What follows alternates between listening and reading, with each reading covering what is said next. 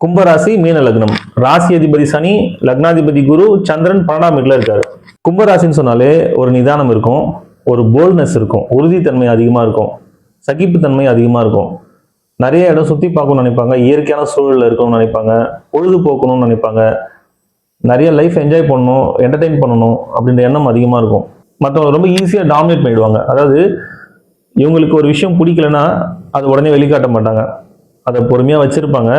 தனக்கான டைம் வரும்பொழுது அப்போ வெளிக்காட்டுவாங்க. வெளிக்காட்டும் பொழுது ரொம்ப ஆக்ரோஷமாக இருக்கும். இவங்க என்ன சொல்கிறாங்களோ, இவங்க என்ன செய்கிறாங்களோ அதை ஆப்போசிட்டில் இருக்கிறவங்களை ஏற்றுக்கிற மாதிரி இருக்கும், மறுக்க முடியாமல் இருக்கும். ஸோ அப்படி தான் இவங்க டாமினேட் பண்ணுவாங்க. இவங்களுக்கு மரியாதை ரொம்ப முக்கியம். இவங்களை முன்னிலைப்படுத்தணும், இவங்களை பெருமைப்படுத்தினா இவங்களுக்கு ரொம்ப பிடிக்கும். இவங்களுக்கு புகழ்ந்து பேசினா ரொம்ப பிடிக்கும். அதே நேரத்தில் இவங்களுடைய மரியாதையோ, இவங்களுடைய பெருமைகளையோ, இவங்களுடைய கௌரவத்தையோ குறைக்கிற மாதிரி ஏதாவது ஒரு நிகழ்ச்சி நடந்துச்சுன்னா அதை அவங்க ஏற்றுக்க மாட்டாங்க, கோவம் வரும். ஆனால் அதையும் உடனே வெளிக்காட்ட மாட்டாங்க, சூழலுக்கு ஏற்ற மாதிரி வெளிக்காட்டுவாங்க. இது எல்லாமே கும்பராசினுடைய பொதுவான குணங்கள். ஆனால் இங்கே மீனத்துடைய லக்னம் சேரும் பொழுது இவங்களுக்கு பெருந்தன்மை அதிகமாக இருக்கும். ஒரு நடுநிலையாக இருக்கிறது, நேர்மையாக இருக்கிறது, ஒழுக்கமாக இருக்கிறது, ஆன்மீக சிந்தனையில் இருக்கிறது, மற்றவங்களை மதிக்கிறது, இது எல்லாமே அவங்க கிட்ட இருக்கும். இது எல்லாமே மனசளவில் இருக்கும். ஆனால் ப்ராக்டிக்கலாக அவங்க என்ன பண்ணுறாங்கன்றது அவங்களுடைய சூழலை பொறுத்தது. ஏன்னா இவங்க எந்த ஒரு விஷயத்தையுமே இப்படி தான் செய்யணும் பிளான் பண்ணி வச்சுக்க மாட்டாங்க. கடைசி நேரம் வரைக்கும் எதையுமே முடிவு பண்ண மாட்டாங்க. அந்த நேரத்துக்கு எது தேவையோ அதை தான் செய்வாங்க. லக்னம், ராசி இது ரெண்டும் முதல்ல எப்படி வேலை செய்யுதுன்றதை நம்ம தெரிஞ்சுக்கலாம். இப்போது ஒரு குழந்தை பிறக்குதுன்னு வச்சுக்கோங்களேன். அந்த நேரத்தில் சூரியனுடைய கதிர்வீச்சு எந்த ராசியின் மேலே விழுந்துச்சோ அது லக்னம். ஸோ அந்த லக்னத்தை வச்சு தான் மற்ற கிரகங்களின் தன்மைகளை நம்ம ஆராய்ச்சி பண்ண முடியும்.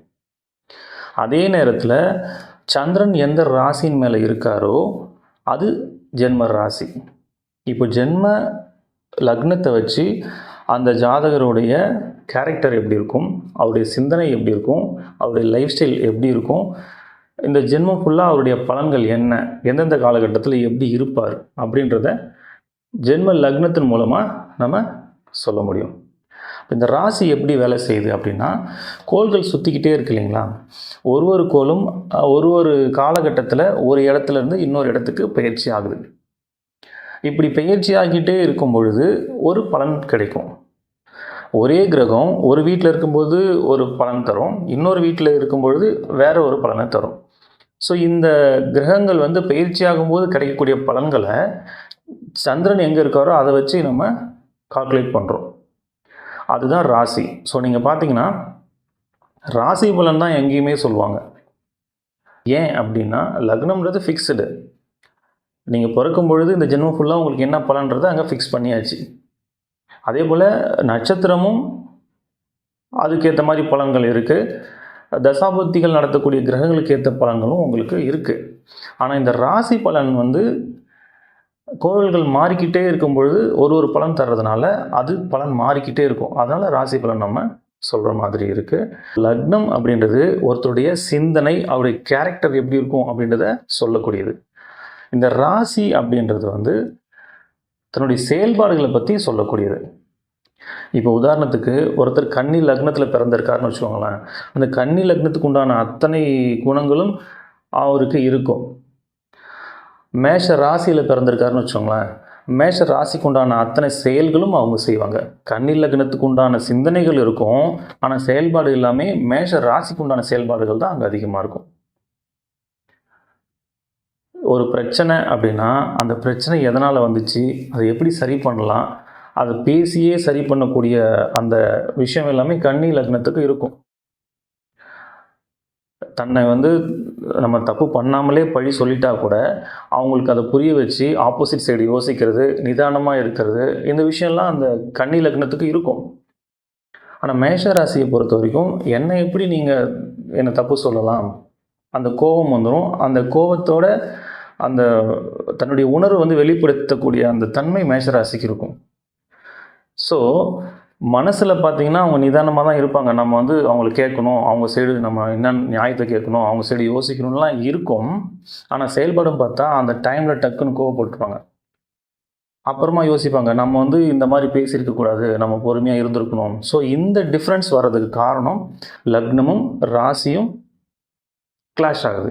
இப்போது ஒருத்தரை நம்ம பார்க்குறோன்னா அவருடைய கேரக்டர் என்ன, அவருடைய அவர் என்ன சிந்திக்கிறார், அவர் மனசில் என்ன நினைக்கிறாரு அப்படின்றத நம்ம ஈஸியாக புரிஞ்சிக்க முடியாது.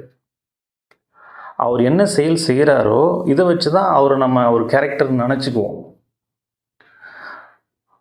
எப்பவுமே நம்ம செய்கிற செயல்களை நம்மளால் புரிஞ்சிக்க முடியாது. நம்முடைய சிந்தனைகளை நம்ம புரிஞ்சுக்குவோம், நம்ம என்ன நினைக்கிறோன்றது நமக்கு தெரியும். ஆனால் நம்ம என்ன செய்கிறோம், நம்முடைய செயல்பாடு எப்படி இருக்குது அப்படின்றத நம்மளால் அவ்வளோ சீக்கிரம் அனலைஸ் பண்ண முடியாது. லக்னத்தின்படி நம்முடைய கேரக்டர் என்ன, ராசியின்படி நம்ம என்ன செயல்பாடுகள் செய்வோம், இது ரெண்டையும் நம்ம தெளிவாக புரிஞ்சுக்கிட்டோம் அப்படின்னா நம்மளை அனலைஸ் பண்ணுறது ஈஸி, லைஃப் ஈஸியாக கொண்டு போக முடியும். லக்னத்திலிருந்து 12ஆம் வீட்டுல சந்திரன், அதாவது சந்திரன் இருக்கிற இடத்தை பொறுத்து பலன் சொல்றதுக்கு நிறைய விதிகள் இருக்கு, விதி விலக்குகளும் இருக்கு.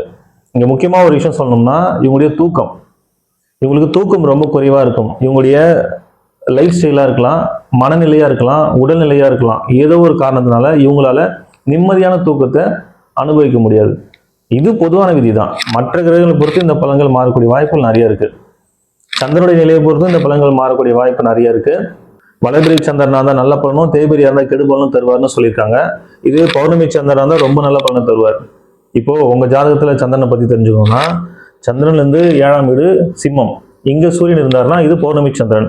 சந்திரன் கூடவே சூரியன் இருந்தால் அது அமாவாசை. கன்னியிலிருந்து மகரம் வரைக்கும் இங்க எங்கேயாவது சூரியன் இருந்தாருன்னா அது வளர்பிறை சந்திரன். இங்க மீனத்திலிருந்து கடகம் வரைக்கும் இங்க எங்கேயாவது சூரியன் இருந்தாருன்னா அது தேய்பிரை சந்திரன். ஒருவேளை உங்களுக்கு தேய்பிரை சந்திரனா இருக்குன்னா அதுக்காக கவலைப்பட தேவையில்லை. தேய்பிரை சந்திரனை பார்த்து நீங்கள் பயப்படலாம் வேண்டாம். இப்போ ஒரு ஜாதகத்தில் லக்னாதிபதி எப்படி இருக்காரு, நட்சத்திர அதிபதி எப்படி இருக்காரு, குரு எப்படி இருக்காரு, உங்களுக்கு தசாபதிகள் நடத்தக்கூடிய கிரகங்கள் எப்படி இருக்குது, ஸோ இதெல்லாம் பார்த்து இப்போ எந்தெந்த கிரகங்கள் சேர்க்கை இருக்குது, அது மூலமாக என்ன பலன் வருது, இப்படிலாம் நிறைய நம்ம ஆராய்ச்சி பண்ணும்பொழுது உங்களுக்கு பலன்கள் மாறும். பொதுவாக வந்து சந்திரன் தேய்பிரையில் இருந்தால் சில சங்கடமான நிகழ்வுகள் நடக்கும்ன்றது அது பொது விதி, அவ்வளோதான். அது எல்லாருக்கும் நடந்தே தீரணும்னு கட்டாயம்லாம் இல்லை. அதுக்காக அது ஒரு பெரிய விஷயமா நினச்சி நீங்கள் கவலைப்பட தேவையில்லை. நீங்கள் ஒரு ஜாதகம் பார்க்க போகிறீங்கன்னா அதில் நல்ல பலனும் சொல்லுவாங்க, கெட்ட பலனும் சொல்லுவாங்க. எவ்வளோ பெரிய நல்ல ஜாதகமாக இருந்தாலும் அதில் கெட்ட பலனும் ஒன்று இருக்கும், எவ்வளோ கெட்ட ஜாதகமாக இருந்தாலும் அதில் நல்ல பலன்களும் இருக்கும். நல்ல பலன்களை சொல்லும்பொழுது எப்போவுமே நமக்கு மோட்டிவேஷனாக தான் இருக்கும். அதே கெடுபலன் சொல்லிட்டாங்கன்னா அதை ஹேண்டில் பண்ண முடியாமல் ப்ரெஷரில் மாட்டிக்கிட்டு அதை செய்யணும்னு நினச்ச விஷயத்த செய்ய முடியாமல் அவங்க லைஃப் ஸ்டைலே மாறி போய் சைக்காலஜிக்கலாக ஒரு பெரிய ப்ராப்ளத்தில் மாட்டிக்கிறாங்க. ஸோ இந்த நேரத்தில் நம்ம எப்படி ஹேண்டில் பண்ணணும், நமக்கு ஒரு கெடுபலன்னு சொல்லிட்டாங்கன்னா அதை நம்ம எப்படி ஹேண்டில் பண்ணணும், அதை முதல்ல நம்ம கற்றுக்கணும். இப்போது நீங்கள் ஒரு ஜாதகம் பார்க்க போகிறீங்க, ஒரு வீடு கட்டவோ இல்லை ஒரு கல்யாணத்துக்காகவோ இல்லை ஒரு பிஸ்னஸ் ஸ்டார்ட் பண்ணுறதுக்காகவோ இல்லை ஏதோ ஒரு முக்கிய முடிவு எடுக்கிறதுக்காக நீங்கள் ஜாதகம் பார்க்க போகிறீங்க. அவங்க வந்து உங்களுக்கு 2 வருஷம் நேரம் சரியில்லைன்னு சொல்லிட்டாங்கன்னு வச்சுக்கோங்களேன்.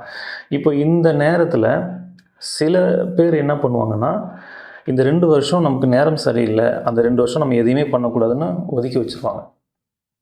இன்னும் சில பேர் என்ன பண்ணுவாங்கன்னா, நேரம் சரியில்லை ஆனால் நம்ம செய்கிற விஷயத்த செய்யாமல் இருக்க முடியாது, நம்ம செஞ்சு தான் ஆகணும் அப்படின்னு சொல்லி பயந்துக்கிட்டே செஞ்சுருவாங்க.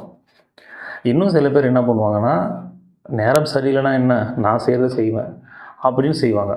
ஸோ இந்த மாதிரியான மனநிலைகள் எல்லாமே ஒரு தவறான ஒரு முடிவை தான் ஏற்படுத்தும். இதை எப்படி ஹேண்டில் பண்ணணும் அப்படின்னா, இப்போது 2 வருஷம் நம்ம நேரம் சரியில்லைன்றதுனால எதையுமே செய்யாமல் 2 வருஷம் கழித்து நமக்கு நேரம் நல்லா இருக்கும் பொழுது நம்ம ஒரு செயலை செய்ய போகிறோம், ஒரு பிஸ்னஸ் ஸ்டார்ட் பண்ணுறோம் அப்படின்னா அங்கே 1000 ரூபாய்க்கு உழைச்சிங்கன்னா அந்த 1000 ரூபாய் உங்களுக்கு கிடைக்கும். ஆனால் அந்த 2 வருஷம் சும்மா இல்லாமல் நீங்கள் உங்களுடைய உழைப்பை அதில் போடுறீங்க, 2 வருஷம் கழித்து உங்களுக்கு டைம் மாறுது அப்படின்னா இந்த உழைப்பு நீங்கள் இதில் போடுறீங்க இல்லையா, அந்த உழைப்பு போடும் பொழுது 1000 ரூபாய்க்கு உழைப்பு போடுறீங்க, 10 ரூபாய் தான் கிடைக்கிது. அப்போ அந்த நேரம் மாறுற வரைக்கும் அதை நீங்கள் ரன் பண்ணி கொண்டு வரணும்ல. இப்போ 10 ரூபாய் தான் கிடைக்குதுன்னா உங்களால் அந்த பிஸ்னஸே ரன் பண்ண முடியாமல் அதை நம்ம ஷட் டவுன் பண்ணிட்டு போகிற மாதிரியான சூழல் உருவாகிடும்ல. அப்போ இது மாதிரி நம்ம செய்ய முடியாது. அப்போ என்ன செய்யணும்னா, இந்த 2 வருஷம் சும்மா இருக்க முடியாது, அதுக்கு நம்ம ஒரு பிஸ்னஸ் ஸ்டார்ட் பண்ண போகிறோன்னா அதில் பெருசாக பாதிப்பு ஏற்படாத மாதிரி நம்ம பரிகாரங்கள் பண்ணிக்கலாம். இப்போ பரிகாரம் பண்ணுறதுனால சுத்தமாக நமக்கு அது நஷ்டமே ஆகாதான்னா கண்டிப்பாக நஷ்டங்கள் இருக்கும். கெட்ட நேரத்தில் நமக்கு ஒரு கெட்டது நடக்கணும்னா அதை தவிர்க்கவே முடியாது. ஆனால் 1000 ரூபாய்க்கு நீங்கள் உழைக்கிறீங்க, ரூபா தான் உங்களுக்கு கிடைக்குன்ற இடத்துல பரிகாரம் பண்ணிவிட்டு நீங்கள் அந்த விஷயத்தை செய்யும் பொழுது ஒரு ரூ. கிடைக்கும். ஸோ அந்த நல்ல நேரம் வர்ற வரைக்கும் உங்களால் அதை ரன் பண்ணி கொண்டு போக முடியும். ஆனால் அதுக்கப்புறம் நீங்கள் உழைச்ச உழைப்பு இருக்கு இல்லையா, இங்கே நீங்கள் என்னென்ன உழைப்பெல்லாம் உங்களுக்கு வீணாக போச்சோ, எவ்வளோ நஷ்டமாச்சோ அதை விட பல மடங்கு இங்கே திரும்ப கிடைக்கும். இப்போ நிறைய பேர் நேரம் சரியில்லைன்ற ஒரு காரணத்தினால எதையுமே செய்யாமல் விட்டுறாங்க. ஸோ அந்த மாதிரி இருக்கக்கூடாதுன்றதுக்காக நான் சொல்கிறேன், நீங்கள் கட்டாயம் செய்யுங்க. அந்த உழைப்பு அந்த நேரத்தில் பலன் தரலனாலும் உங்களுக்கு நேரம் மாறும் பொழுது பல மடங்கு திரும்ப கிடைக்கும். நல்ல நேரம் வந்துச்சுன்னா 1000 ரூபாய்க்கு நீங்கள் உழைச்சிங்கன்னா 10,000 கிடைக்கலாம், 1,00,000 கிடைக்கலாம். அதுக்கு நீங்கள் என்ன பண்ணியிருக்கணும், கெட்ட நேரமாக இருந்தால் கூட உங்களோட உழைப்பை மிஸ் பண்ணக்கூடாது. நீங்கள் எல்லா நாளும் அந்த உழைப்பை போட்டுக்கிட்டே இருக்கணும். அதுக்கு தான் சொன்னேன், வெறும் உழைப்பு மட்டும் நீங்கள் போடும் பொழுது அந்த நல்ல நேரம் வரைக்கும் அந்த பிஸ்னஸை கொண்டு போக முடியாமல் போகலாம். அதுக்கு தான் சின்ன சின்ன பரிகாரங்கள் பண்ணிக்கணும். பரிகாரம் பண்ணணும்னா பணம் செலவு பண்ணி தான் பண்ணணும், கட்டாயம்லாம் இல்லை. பணம் செலவு செய்யாமலே நிறைய பரிகாரங்கள் செய்ய முடியும். அது என்னன்றது நான் திரும்ப பின்னாடி சொல்கிறேன். ஸோ எவ்வளோ கெடுபலன்கள் நம்ம ஜாதகத்தில் இருந்தாலும் அதை சரி பண்ணுறதுக்கு ஆப்ஷன் ஒன்று இருக்குது.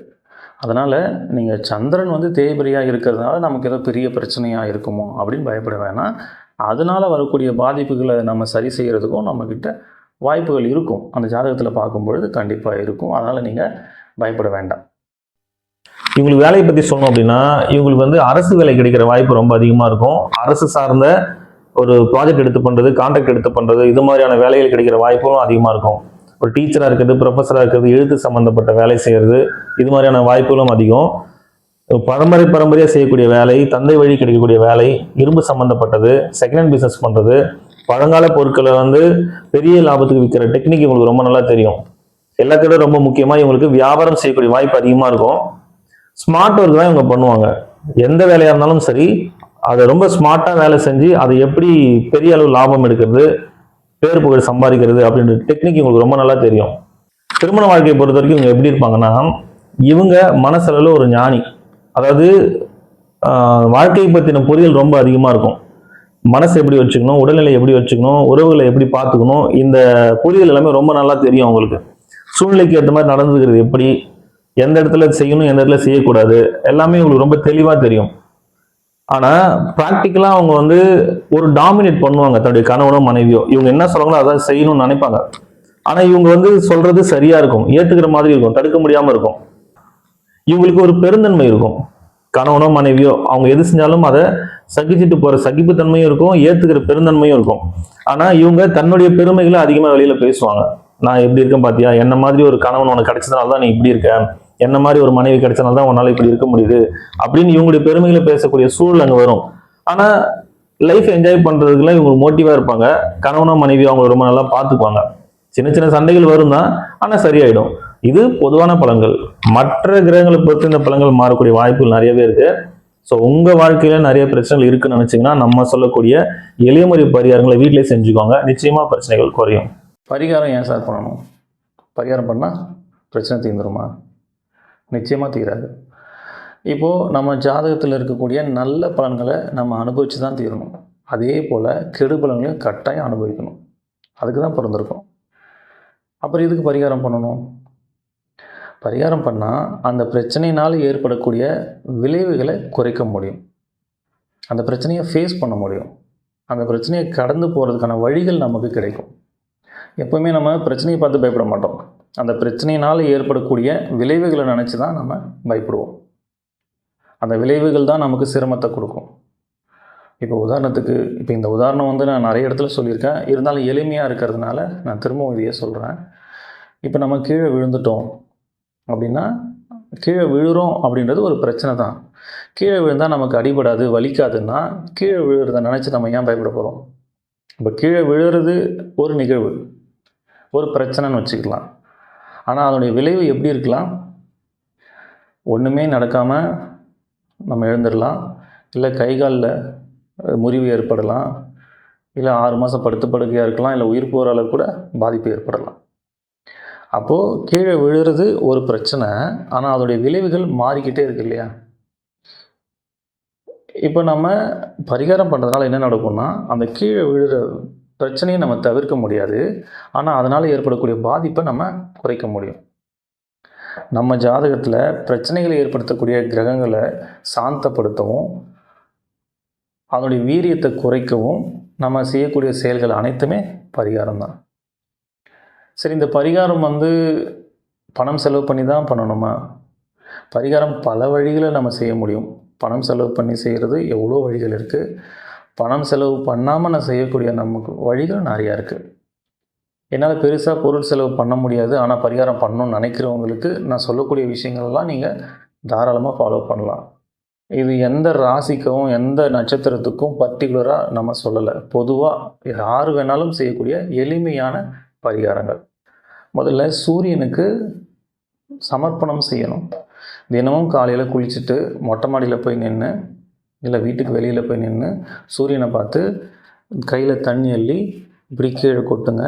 சூரியனை பார்த்து இப்படி கீழே கொட்டுங்க. சமர்ப்பணம் சொல்லி செய்யுங்க. ஒவ்வொரு பௌர்ணமி அன்னைக்கும் திருவண்ணாமலைக்கு கிரிவலம் போயிட்டு வாங்க. பௌர்ணமி அன்னைக்கு போகிறதுக்கு எனக்கு வாய்ப்பு இல்லை சார் அப்படின்னா, வளர்பிறை டைமில் ஏதோ ஒரு நாள் நீங்கள் போயிட்டு வரலாம். இல்லை அப்போவும் என்னால் முடியாது, எனக்கு எப்போ டைம் கிடைக்குன்னே தெரியல அப்படின்னா, அட்லீஸ்ட் திருவண்ணாமலைக்கு போயிட்டு வாங்க. என்னால் திருவண்ணாமலைக்கு போகிற அளவுக்கு எனக்கு சுச்சுவேஷன் இல்லை சார் அப்படின்னா, நீங்கள் எங்கே இருக்கீங்களோ அங்கேயே நீங்கள் மொட்டை மாடியிலேருந்து சந்திரனுடைய ஒளியில் உங்களால் எவ்வளோ நேரம் இருக்க முடியுமோ இருக்கலாம் பௌர்ணமி அன்னைக்கு. அடுத்தது நவகிரகங்களை சுற்றுங்க. இந்த நவகிரகங்கள் சனிக்கிழமையில் சுற்றுறது சிறப்பு. ஏன் சனிக்கிழமையில் சுற்றணும் அப்படின்னா, ஒவ்வொரு நாளும் சூரியன் உதிக்கிற நேரத்தில் எந்த கிரகங்களுடைய கதிர்வீச்சு பூமி மேலே படுதோ அந்த கிரகத்தினுடைய ஆதிக்கம் அந்த நாளில் இருக்கும். அப்படி தான் நம்முடைய வாரங்கள் இருக்கும். தமிழ் வாரங்கள் 7 நாள் வருது இல்லைங்களா? 7 நாளுமே ஒரு கிரகத்தின் ஆதிக்கம் அங்கே அதிகமாக இருக்கும். அதுபோல் சனி பகவானுடைய ஆதிக்கம் சனிக்கிழமைகளில் அதிகமாக இருக்கும். சனி கிரகத்திலேருந்து வரக்கூடிய கதிர்வீச்சுகள் மூலமாக நமக்கு பலன்கள் கிடைக்கும். பூமியிலிருந்து சனி கிரகம் ரொம்ப தொலைவில் இருக்கிறதுனால இடைப்பட்ட தூரத்தில் இருக்கக்கூடிய கிரகங்கள் அதனுடைய கதிர்வீச்சையும் அதனுடைய பலன்களையும் நம்ம பெறக்கூடிய வாய்ப்புகள் சனிக்கிழமைகளில் அதிகமாக இருக்கும். அதனால் சனிக்கிழமைகளில் நம்ம நவகிரகங்களை சுற்றி வரணும். நவகிரகங்களை சுற்றும் பொழுது ஒரு கிரகத்தின் பேரை சொல்லி போற்றி சொல்லி சுற்றிட்டு வாங்க. சூரிய பகவானை போற்றி, சந்திர பகவானை போற்றி, செவ்வாய் பகவானை போற்றி, புத பகவானை போற்றி, குரு பகவானை போற்றி, சுக்கிர பகவானை போற்றி, சனி பகவானை போற்றி 7 சுற்று கிளாக் வைஸ் சுற்றணும். எதிர் திசையில் 2 சுற்று சுற்றணும். ராகு பகவானை போற்றி, கேது பகவானை போற்றி. சனிக்கிழமைகளில் நவகிரகங்களை சுற்றிட்டு வாங்க. வயசானவங்களை நீங்கள் ரோட்டில் ஆதரவு இல்லாமல் இருக்கிற வயசானவங்களை பார்த்தீங்கன்னா அவங்களுக்கு சாப்பாடு வாங்கி கொடுங்க. அவங்கள பார்க்கணுன்றதுக்காகவே நீங்கள் சாப்பாடு வாங்கிட்டு போய் கொடுத்தீங்கன்னா இன்னும் சிறப்பு. அவங்களுக்கு செஞ்சால் நமக்கு புண்ணியம் நினச்சி தயவு செஞ்சு செய்யாதீங்க. அவங்களுக்கு பசிக்கும், அவங்க பசி ஆற்றணும் அப்படின்ற எண்ணத்தில் நீங்கள் அந்த சாப்பாடை வாங்கி கொடுங்க. மாற்றுத்திறனாளிகள் இருந்தாங்கன்னா அவங்களுக்கு உடல் உழைப்பை கொடுங்க. பணம் செலவு பண்ணுறதை விட நம் உடல் உழைப்பை அதிகமாக கொடுக்கறது தான் பலன்கள் அதிகமாக இருக்கும். இது எல்லாமே ரொம்ப எளிமையாக நீங்கள் செய்யக்கூடிய ஒரு பரிகாரங்கள் தான். இது நீங்கள் செய்கிறதுனால எளிமையான பரிகாரம் தான், ஆனால் பலன் ரொம்ப பெருசு. நீங்கள் செஞ்சு பாருங்கள், உங்களுக்கு நிறைய பலன்கள் கிடைக்கும். இல்லை சார் எனக்கு இது பண்ணுறதுக்கான வாய்ப்புகளே எனக்கு இல்லை அப்படின்னு இருந்தீங்கன்னா, நீங்கள் எந்த நட்சத்திரம் எந்த ராசியாக இருந்தாலும் எதை பற்றியும் கவலைப்படாதீங்க. முருகனை கெட்டியாக பிடிச்சிக்கோங்க. மனசார முருகனை வேண்டி குருவாய் வருவாய் அருள்வாய் குகனே இதையே திரும்ப திரும்ப சொல்லுங்கள். இதை விட பெரிய பரிகாரம் எதுவும் இல்லை. அதாவது நிறைய வழிகள் இருக்குது. எதுவுமே பண்ண முடியாமல் இருக்கிறவங்களுக்கு இதுதான் பரிகாரம். சரிங்களா? இதையெல்லாம் நீங்கள் ஃபாலோ பண்ணுங்கள். நிச்சயமாக உங்கள் வாழ்க்கையில் பெரிய மாற்றம் நிகழும்.